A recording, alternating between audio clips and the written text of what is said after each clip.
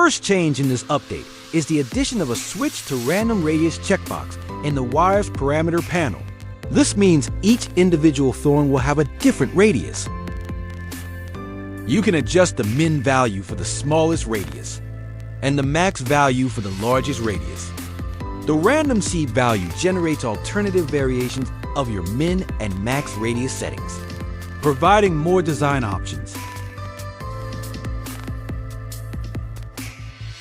The tip scale parameter has now been added to the tips parameters panel, giving you more control over the tips.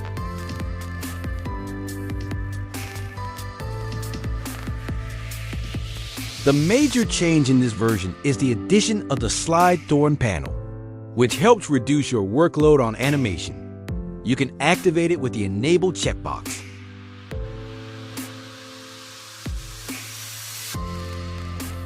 The factor, with a value from 0 to 1, controls the appearance of thorns along the curve.